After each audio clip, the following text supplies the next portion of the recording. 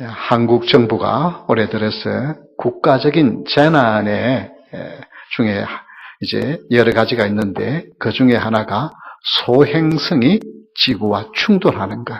그것이 이제 포함이 되어져 있습니다. 물론 뭐 미세먼지도 포함을 시켜야 된다 이렇게 말이 나오는데요.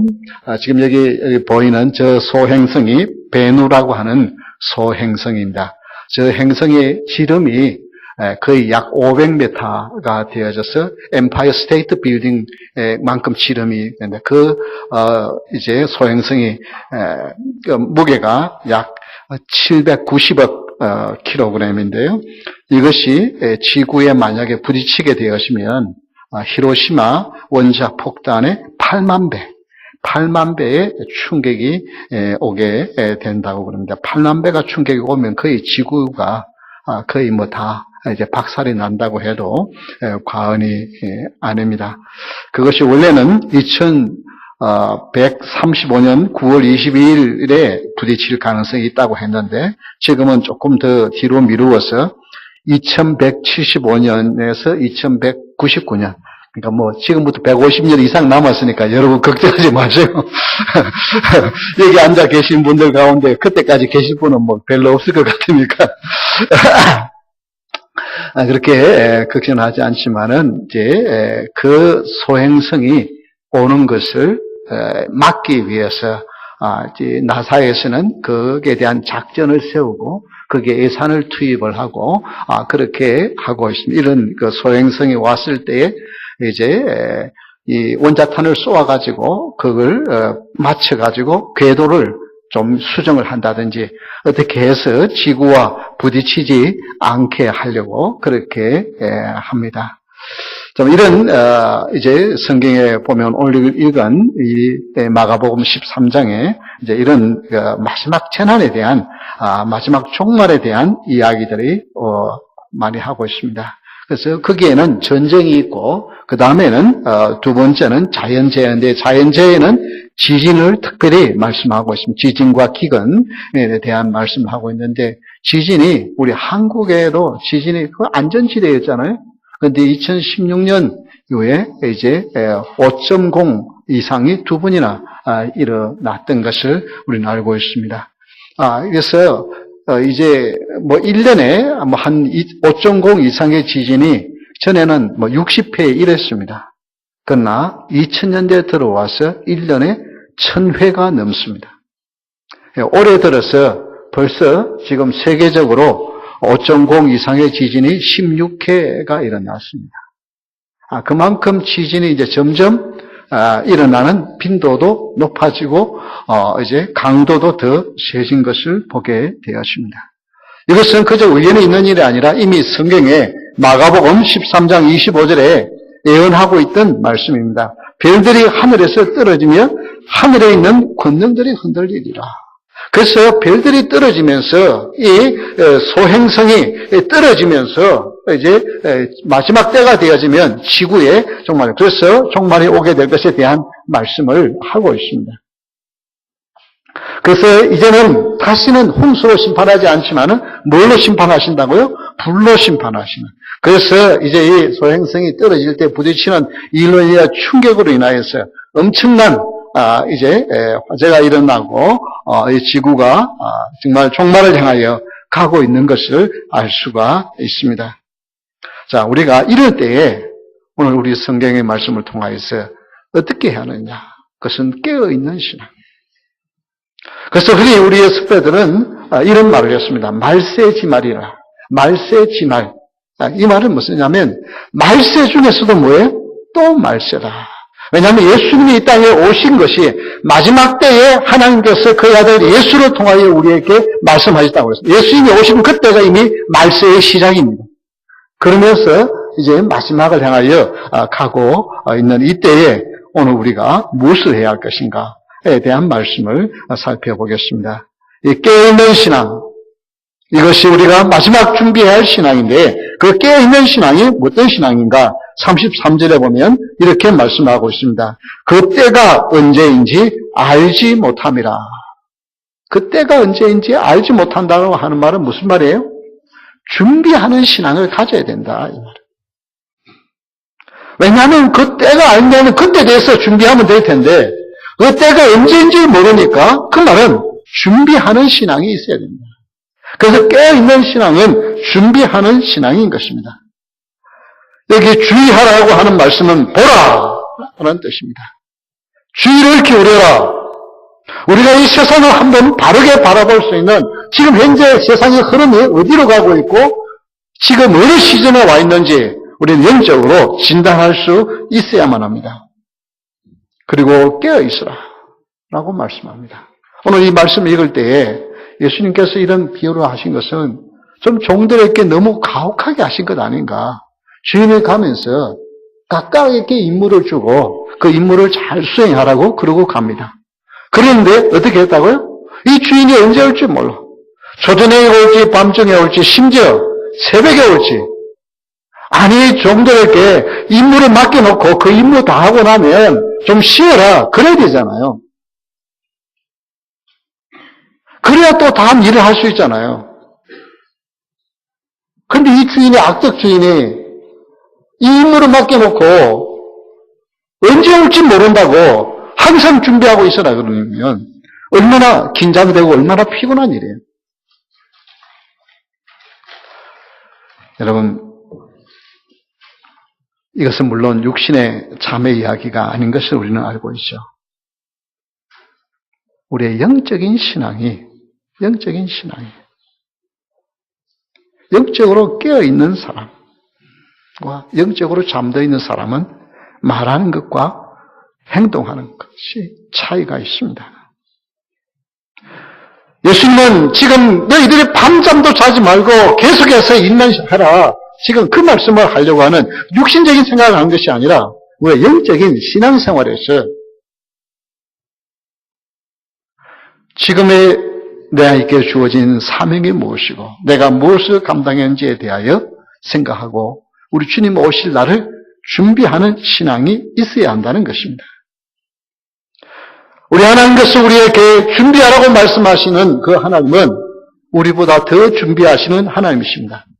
창세기 22장 14절에 보면 이런 말씀이 나오죠. 아브라함이 그 땅 이름을 여호와 이레라 하였으므로 오늘날까지 사람들이 이르기를 여호와의 산에서 준비되리라 하십니다. 이것은 아브라함 내 아들 나에게 바치라고 하는데 그 말씀대로 아브라함이 순종을 모리아 산에 가서 그 아들을 잡으려고 하니까 어떻게 해요? 하나님께서 그 아이에게 아무 짓도 하지 말라고 아브라함을 두 번이나 부르시면서 말씀하시고 대신 하나님은 어떻게 해요? 아브라함 대신에 제사를 드릴 수 있는 번제를 드릴 수 있는 순장을 어떻게 해요? 미리 준비해 놓으십니다. 우리의 신앙은 준비하는 신앙이 되어야 합니다. 지금 여러분의 신앙이 어떤 상태에 있는지 우리 주님이 지금 이 자리에 오셔서 우리 각자의 신앙을 점검할 때 나의 신앙은 어떤 상태인지 그것을 한번 점검해 봐야 된다는 거죠.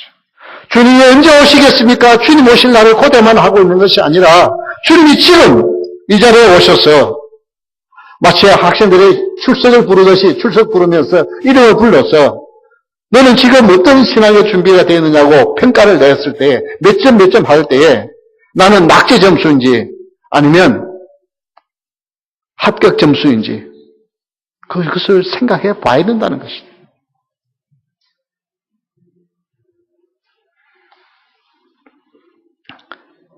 여호와 하나님은 준비하시는 하나님이시고 우리에게 준비하는 신앙을 가져야 한다고 말씀합니다. 자, 그러면 목사님 내가 준비해야 되는 걸 알겠는데 뭘 준비해야 된단 말입니까? 늘 그냥 세상 일은 관심 없이 주님 언제 오시겠습니까? 주님 부르면 바르게 가려고 세상 일은 아무것도 안 하고 그냥 그렇게 있어야만 된다는 그게 준비입니까? 뭘 준비해야 된다는 말이에요?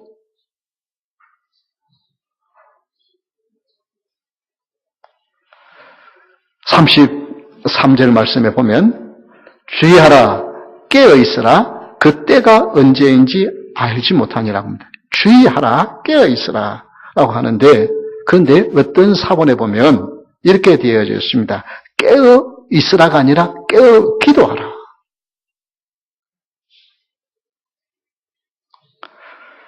마태복음 26장 41절에도 역시 이런 말씀이 나옵니다. 시험에 들지 않게 깨어 기도하라. 마음에는 원이로되 육신이 약하도다 하시고. 그래서 준비하는 신앙은 기도하는 신앙이어야 된다 이 말인 것입니다. 여러분, 기도는 해도 되고 안 해도 되는 선택 과목이 아닙니다. 기독교인이라고 하면 기도하는 자가 되어야 합니다. 아무 일도 하지 말고 밥도 먹지 말고 늘 교회 와가지고 기도만 24시간 하고 있으라 그 말씀은 아니에요. 그러나 여러분, 적어도 밥을 먹든지 일을 하든지 뭘 하든지 늘 머릿속에는 주님의 생각이 있기를 바랍니다. 놀 때도 주님의 생각이 있어야 하고 24시간 주님을 생각하는 마음이 있어야만 합니다. 그런데 세상 일이 너무 재미있어. 그래가지고 그냥 주님은 아무 생각도 없이 내가 거기에 빠져있다 한다면 그게 바로 잠자는 거예요. 여러분, 기도는 해도 되고 안 해도 되는 것이 아니라 기도는 생명줄과 같고 호흡과 같습니다. 이스라엘 백성들이 제일 처음 출애굽을 하여서 맞은 전쟁이 아말렉과의 전쟁인데 그 아말렉에서의 전쟁은 어땠어요? 모세가 그 위에 올라가가지고 손을 들으면 어떻게 해요? 이스라엘 백성들이 이기고 피곤해가지고 손을 내리면 어떻게 해요? 아말렉의 전쟁이 있어요. 그건 뭘 말하는 거예요? 만약에 전쟁이 지면 어떻게 되는 거예요? 그냥 아이고 한번 졌구나 게임 다시 하자 그게 아니고 전쟁에 지면 죽음이에요. 종으로 팔려가는 거예요. 모든 남자들은 다 죽임당하고 여성 가운데 젊은 사람들 어린 아이들은 그 살려서 종으로 데리고 가는 거예요.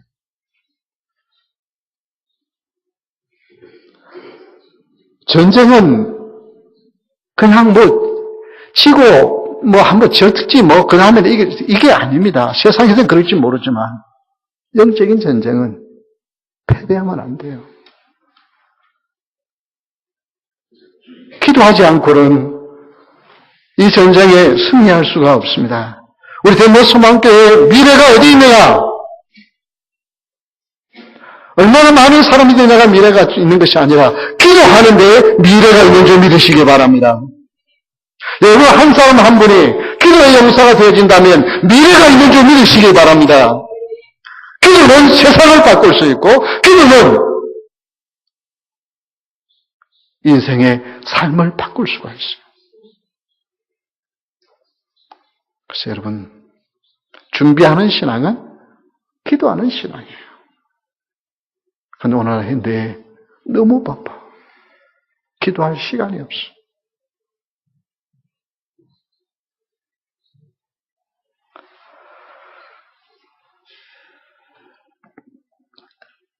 꼭 여러분 교회에 나와서만 기도하는 것이 기도라고 생각하지 마십시오. 운전을 하면서도 주님 감사합니다. 오늘 나를 붙들어 주시니 감사합니다. 오늘도 나를 사랑해 주시니 감사합니다. 주님, 나 주님 은혜 가운데 살게 해주세요. 그 마음 잊지 않기를 주의 이름으로 축원합니다. 잠자리에 누워서도 오늘 하루 나를 지켜주신 주님 감사합니다. 잠을 깨어서도 하나님 오늘도 한날을 주시니 감사합니다. 그리고 주님 바랍니다. 이게 기도하는 깨어있는 신앙이에요. 무슨 아무것도 하지 않고 그냥 눈만 감고 엎드려 기도만 하고 있으라는 것이 아니에요. 물론 그 시간이 있어야죠. 그런데 주님 바라보는 눈길을 놓치지 않는 것이 바로 깨어있는 신앙, 준비하는 신앙인 줄 믿으시기 바랍니다. 한국에 유명한 예루 작가 한 분이 있습니다. 여집사님이신데요. 이분이 병원에서 진단을 했는데 몸이 좀 이상해서 병원에 갔는데 이게 의사가 환자에게 들어오지 않고 밖에 있는 그 가족들하고 이야기를 이렇게 하는 소리가 들립니다. 지금 암 말기가 되어져서 시한부 인생 6개월밖에 못 산다는 거예요. 그 가족들은 그 이야기를 하지도 못하고. 근데 이 말을 들은 집사님이 믿음 있는 분이기 때문에 막 억울하고 불안해하고 그런 것이 아니라 이제 6개월밖에 못 살면 내가 이 기간을 가장 의미 있게 보내야 되겠다. 생이 많이 있는 것도 아닌데 6개월밖에 못 사는데 정말 의미 있게 보내다가 하나님 앞에 가야 되겠다. 그 생각을 가지고 자기 자신을 정리를 합니다. 혹시 내가 돈을 빌리고 안 갚은 사람이 있는지 그거 다 계약해서 일일이 다 갚습니다. 그리고 좀 관계가 서먹했던 사람 일부러 찾았어요. 미안하다 그러고 사과하고 관계를 풉니다. 그러니까 내가 누구 한번 식사 한번 하겠다고 해놓고 말만 해놓고 식사하지 않았던 사람들 불러서 식사 대접을 해요. 그리고 날마다 하나님을 바라보면서 기도하면서 의미 있게 하루하루를 보냅니다. 6개월이 다 되어 있는데 몸에 무슨 특별히 더 나빠지지 않아? 그러니까 옆에 있는 분들이 그렇게만 하지 말고 그럼 다른 병원에 가가지고 진단을 한번 받아보라. 그래서 다른 병원에 가니까 오진이라는 거예요. 그러니까 주위에 있는 사람들이 너무 억울하지 않느냐고 그 6개월 동안 너무너무 힘들게 그리고 막 너무 손에 막 많은 사람들한테 마치 퍼주다시피 그렇게 하고 살았는데 너무 억울하지 않느냐 그러니까 이 집사님이 아닙니다. 나 하나도 억울한 거 아닙니다. 지금까지 내 생애에서 지난 6개월만큼 내가 의미 있게 값지게 산 세월이 없었습니다. 전혀 억울하지 않다는 거예요. 나는 그게 오진이었을까? 난 그냥 하나님의 은혜를 줘서 난 치유해줬으리라 나는 그렇게 믿어요. 많은 분들이 그렇게 하잖아요. 그게. 어떻든 그것이 오진이었던 하나님 치료해 주었던 이 집사님은 그게 하나도 억울하지 않다. 의사가 원망스럽지도 않고 그렇게 자기가 그렇게 6개월 동안 살았던 게 억울하지 않다는 거예요. 이게 뭐예요? 믿음을 가진 사람. 이게 준비하는 사람의 기쁨이에요. 그래서 여러분 오늘 밤에 주님이 오셔도 아멘 주 예수여 오시옵소서 맞이할 수 있는 신앙은 기도하는 신앙인 줄 믿으시기 바랍니다. 여러분 기도를 놓치지 마십시오. 기도. 어떤 사람 힘들게 일을 하면서도요. 힘들게 일을 하면서도 주님 내 힘이 드네요. 힘이 드네요. 감당해낼 수 있는 좀 힘 좀 주세요. 그리고 일하는 거예요. 그리고 일하는 거. 그게 기도잖아요. 좋은 일이 있으면 감사하다고 그러고 힘든 일이 있으면 힘들다고 그러고 그것이 깨어있는 신앙이에요.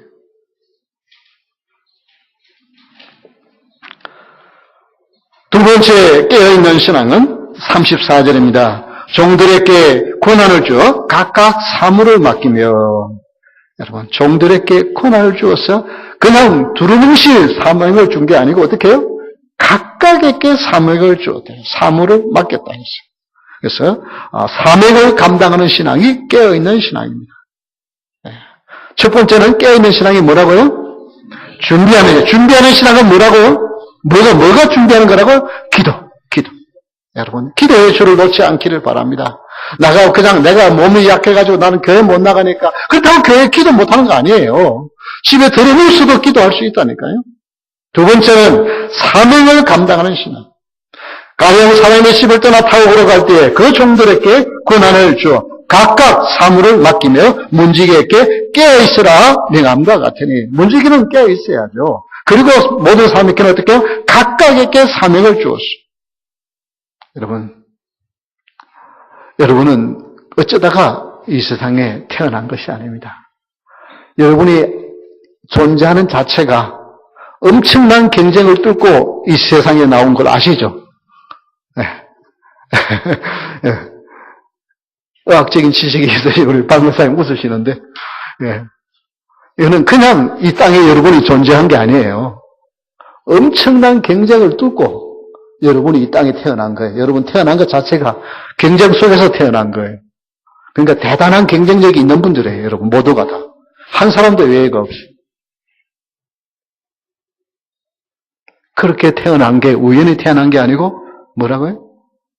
하나님의 사명이 있어요. 여러분 각자에게 하나님이 귀한 사명을 주신 줄 믿으시기 바랍니다. 나는 사명이 없는 사람이라고 여러분 그렇게 착각하지 마십시오. 역대상 25장 8절에 보면 이런 말씀이 나옵니다. 이 무리에 큰 자나 작은 자나 스승이나 제자를 막론하고 다 같이 제대 뽑아 직임을 얻었으니 재상 직분을 감당하는 데 똑똑하고 능력 있고 실력 있고 그런 사람 아니고 그냥 큰 자나 작은 자나 똑똑한 사람이나 부족한 사람, 스승이나 제자나 다 어떻게 해요? 각자에게 사명, 맞는 사명을 주신 줄 믿으시기 바랍니다. 그래서 각자에게 사명을 주었기 때문에 다른 사람 쳐다보지 말고요. 다른 큰 사명 맡은 사람 쳐다보지 말고요. 하나님 왜 나는 저 사람만큼 그런 권한을 안 주셨습니까? 여러분 그런 거 계산하지 말고요. 하나님 나에게 준 사명 그거 깨닫고 그 사명 감당하다가 주님 앞에 가기를 원합니다. 그 기도를 할 수 있기를 바랍니다. 그래서 우리 여러분에게 이 자리에 앉아 계신 여러분이 어떻게 해요? 사명을 주셨어요. 그래서 가정에 대한 사명을 주었고 지금까지 여러분 살아오셨고 신앙적으로는 덴버 소망교회라고 하는 사명을 주신 줄 믿으시기 바랍니다. 이 교회를 위해서 기도하는 사명이 있고 그래서 여러분이 하나님 이 덴버 소망교회를 주님의 능하신 손에 붙들어서 하나님의 영광을 드러내 주시옵소서. 복음이 힘있게 전파되는 교회가 되도록 하나님 우리 주님 오고 오는 세대에 복음의 깃발을 높이 들 수 있는 교회가 되게 해달라고 여러분 기도하면 그 기도가 이루어질 줄 믿으시기 바랍니다. 얼마나 많은 삶이냐가 중요한 것이 아니라 여러분이 어떻게 기도하는 사람이 있느냐, 기도하는 자가 있느냐 없느냐가 교회의 미래는 달려 있습니다. 맡은 사명을 감당하는 자가 바로 깨어있는 자인 것입니다. 깨어있는 신앙은 사명을 감당하는 것입니다. 성도는 주님께서 나에게 주신 사명을 감당해낼 때 진정한 인생의 보람을 느끼고 기쁨을 느낍니다. 사람은요, 진정 자기가 정말 꿈에 하고 싶었던 일, 그 일을 할 때 어떻게 해요? 기쁨이 있잖아요.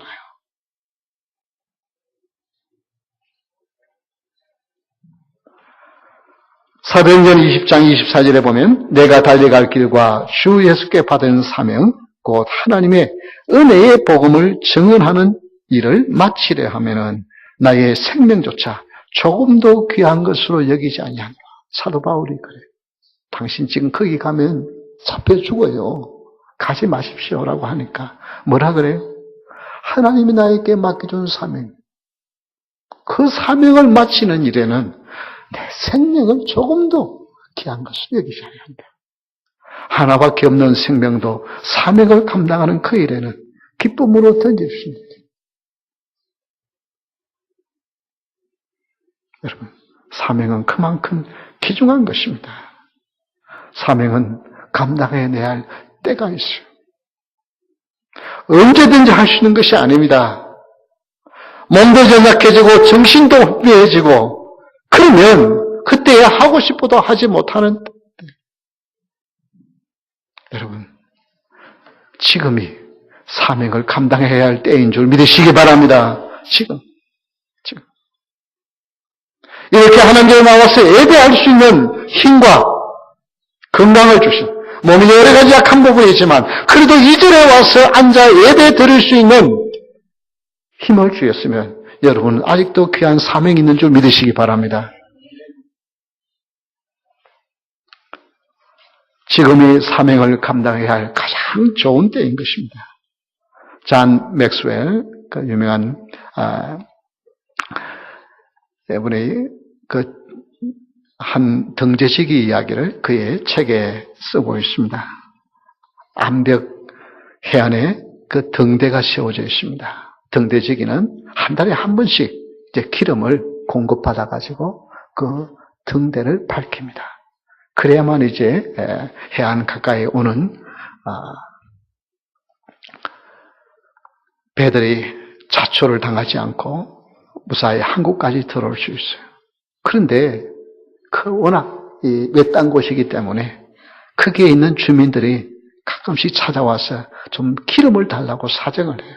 할머니가 정말 배가 고팠어. 허리가 구부러진 상태에 와가지고 나에게 지금 배가 고파서 며칠을 굶었는데 기름 조금만 주면 내가 그거 팔아서 내 좀 끼니를 좀 하게 조금 도와달라고.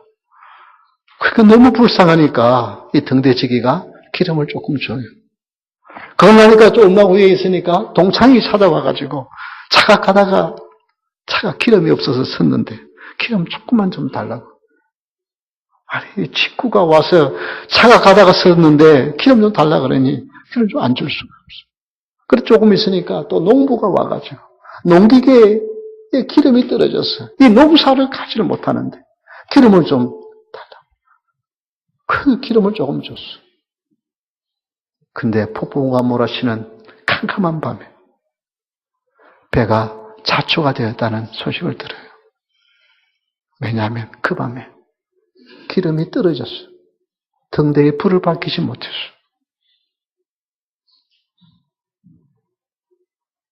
이 등대지기는 여러 가지 변명할 이유가, 충분한 이유가 있어. 그러나 그 등대지기는 등대에 불을 밝게 하는 사명을 잃어버린 거예요. 우리가 이 세상에 살면서 여러 가지 해야 될 일, 많은 일들이 있습니다. 의미 없는 일이 아니에요.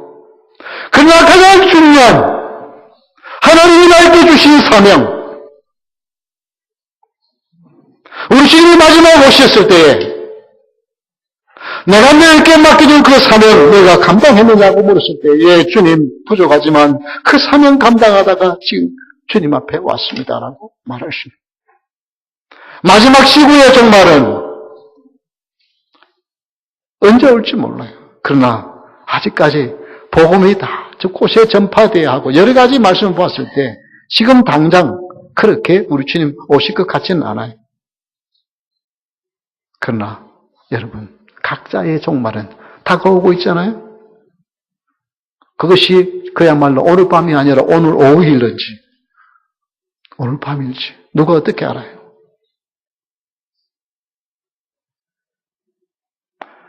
그러나 그때 내가 맡은 사명 감당했느냐고 물었을 때 주님 나 이거 좀 다른 일 하느라고 바빠가지고 이거 의미 있는 일 좀 한다고 바빠가지고 내가 그 일은 못했습니다라고 말한다고 한다면 그것이 아무 변명이 되지 못한다는 것입니다. 깨어있는 신앙은 사명을 감당하는 신앙인 것입니다. 깨어있는 신앙은 준비하는 신앙이 아니고 사명을 감당해내요. 하나님, 내가 너에게 맡은 사명이 무엇입니까? 여러분, 덴버 소망교회에 그저 단순히 와서 자리에 앉아서 한 자리 채워주는 것, 예, 그것도 대단한 일이죠. 그런데 그것만이 아니라 하나님께서 내가 덴버 소망교회를 통하여 해야 할 사명 감당했느냐고 물었을 때, 예, 부족하지만 감당했습니다라고 하시는 것. 여러분, 그것이 뭐라고 생각하십니까? 여러분, 각자에게 사명 있습니다. 여러분, 기도하면서 그 사명 생각할 수 있기를 바랍니다. 이것은 우목사를 위해서가 아니고, 이건 누구 한 사람이 아니라 하나님께서 우리에게 준 사명이에요. 그 사명 중에 가장 큰 것이 무엇이에요? 기도의 사명. 이거는 잊어버리지 마십시다. 기도하지 않으면 죽음이에요. 기도하지 않으면 죽음이에요.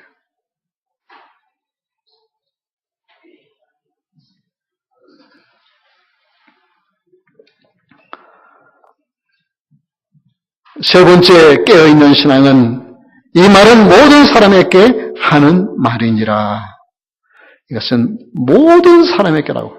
아까는 각각에게 했고 또 여기는 모든이라고. 그것은 무엇이에요? 바로 나를 돌아보는 신앙이에요. 뭐 남 이야기할 것 없어요. 지금 이 설교하면은요 옆에 사람 쳐다보면서 우목사님이 어떻게 저 사람 알고 저 사람 들으라고 저렇게 말씀하고 있나. 여러분 그렇게 착각하지 마십시오. 말씀은 나에게 주신 말씀이에요. 깨어있으라 그러니까 잠자다가 시험에 든 베드로만 쳐다보지 마시기를 바랍니다. 베드로가 잠자다가 깨어있으라 보니까 1시간도 못 깨어있어서 잠자다가 예수님을 3번이나 부인한 베드로만 쳐다보지 마시기를 바랍니다. 설교하는 목사나 말씀을 듣는 여러분 모두가 다 나에게 주신 하나님의 말씀입니다. 성경은 항상 2가지를 말씀합니다. 하나님의 말씀, 그 말씀을 지키는 자와 지키지 않는 자, 순종하는 자와 불순종하는 자, 늘 2부분으로 나눕니다. 미래에 일어날 일에 대한 구약의 예언 다니엘서 중에 다니엘서 12장 2절에 이런 말씀이 나옵니다. 우리 다 같이 한번 읽어볼까요? 땅의 티끌 가운데에서 자는 자 중에서 많은 사람이 깨어나 영생을 받는 자도 있겠고 수치를 당하여 영원히 부끄러움을 당할 자도 있을 것이며 종말이 있을 일에 대한 이야기를 지금 이렇게 말씀하고 있어요. 다 죽음이 일어납니다. 그러나 그 죽음 후에 나팔 소리가 울릴 때 훈련이 일어나 영광의 생명의 부활의 일로 일어날 사람도 있고 영원한 멸망으로 갈 사람도 있다는 것입니다. 영생이냐 영원한 수치냐 여러분 나누어집니다. 어떻게? 자신을 돌아보는 사람과 그렇지 못한 사람. 하나님의 말씀을 듣고 그 말씀에 깨어있으라는 말씀을 듣고 깨어있는 자와 영적으로 잠자는 자가 이렇게 차이가 난다는 것입니다. 여러분 다른 사람 돌아볼 필요가 없습니다. 오늘 목사님 설교 이거 사람 오늘 보니까 특별히 오늘 결석했네. 꼭 들어야 될 말씀. 여러분 착각하지 마십시오. 아닙니다. 그 사람에게 주는 말씀이 아니라 나에게 주시는 말씀.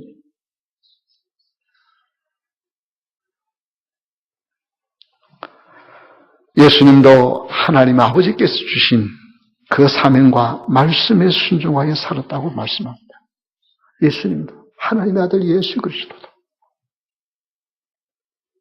요한복음 17장 8절입니다. 나는 아버지께서 내게 주신 말씀들을 그들에게 주었사오며 내가 하는 말이 아니고 아버지께서 내게 주신 말씀을 제 아들에게 주었고 따르는 무리들에게 주었고 그들은 이것을 받고 내가 아버지께로 온 줄을 참으로 아오며 아버지께서 나를 보내신 줄도 믿었사옵나이다. 예수님이 오셔서 누구를 증거했다고요? 하나님 아버지를 증거하고 하나님 아버지께서 주신 말씀을 전합니다. 자기 자신을 돌아보. 여러분, 이 세상에서 가장 쉬운 일이 뭘까요? 뭐가 가장 쉬운 일일까요? 뭐가 제일 쉬운 일일까요? 남 비판한 일. 근데 많은 사람들이 그게 자기는 똑똑하다고 생각해요. 남이 뭐 하는 보면 너무나도 잘못한 것, 부족한 것들 많아요.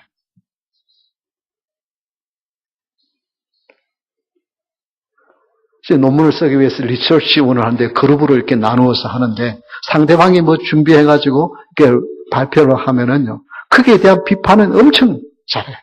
근데 그렇게 비판해놓고 보면 자기 거는 그렇게 못했어요. 이게 사람이에요. 남 보면은 잘못한 거 그냥 그대로 보여요. 그래서 내가 똑똑하고 나는 지혜롭고 나는 믿음이 좋아서 그렇게 보인다고 판단한다고 착각하지 마십시오.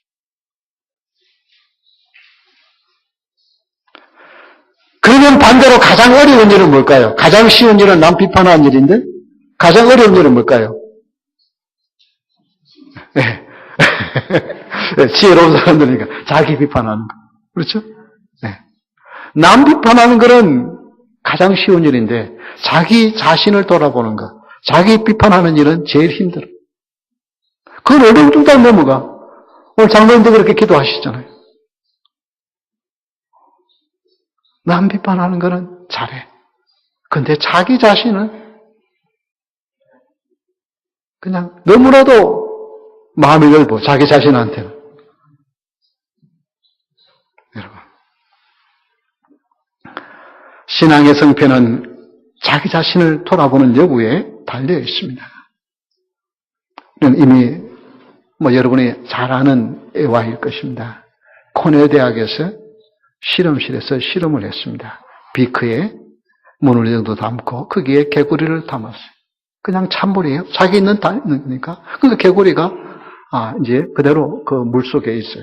그리고 밑에 이제 분쟁 등을 놓고 1초에 화씨 0.017도씩.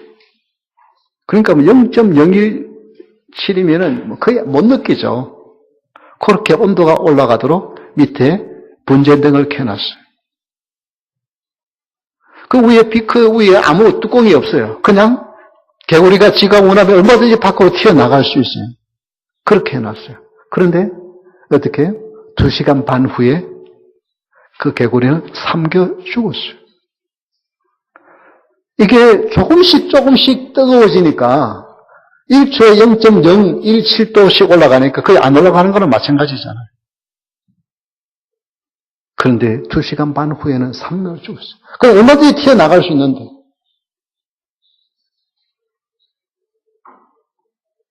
여러분, 내 자신을 돌아보지 않고 그냥 아이고 세상이 그러니 세상 사람 다 이러니 주님 생각 하루 종일 지나도 한 번도 없다고 한다면 영적으로 이건 죽은 상태예요. 밥을 먹으면서도 길을 가면서도 운전을 하면서도 일을 하면서도 주님 생각이 나야 그게 성도인 줄 믿으시기 바랍니다. 그러면서 내 자신을 돌아보는 거예요. 주님, 내가 이렇게 열심히 일을 하는데 내가 주님 보시기에 이 얼마나 마음에 드시는지. 주님, 여러분, 지금 나는 영적으로 어떤 상태인지 삼겨 죽어가고 있으면서도 불구하고 꼼짝도 않고 그 비크 속에 들어앉아 있는 개구리처럼 이 세상 가운데 나도 모르게 세속화되어져 갔어요. 세상 사람과 똑같이 생각하고 똑같이 말하고 똑같이 행동하고 그러다가 주님 오시면 어떡할래요? 모든 일 다 집어치우고 날마다 기도만 하고 찬송만 하고 예배만 드리고 있으라 하는 말씀 아니에요. 열심히 여러분 삶을 터전해서 사십시오. 그러나 그 일로 주님의 힘으로 감당해낼 수 있기를 바랍니다. 주님 오늘도 내가 이 일을 감당해야 하는데 하나님 시간을 주시고 건강 주시고 능력 주시고 내가 누구를 만나서 뭘 하든지 그리스도인의 향기가 나게 하시고 내가 지금 이 일을 하고 있는 가운데 주님이 오셔도 아멘 주에서 오시옵소서. 그 일을 하는 당당한 그리스도인 될 수 있기를 주의 이름으로 축원합니다. 주님 오시면 빨리 숨기면 어쨌든 그러잖아요. 목사가 가면 막 숨긴다고 야단이에요. 한다고 저다가 여러분 그 짓을 안 하기를 바랍니다.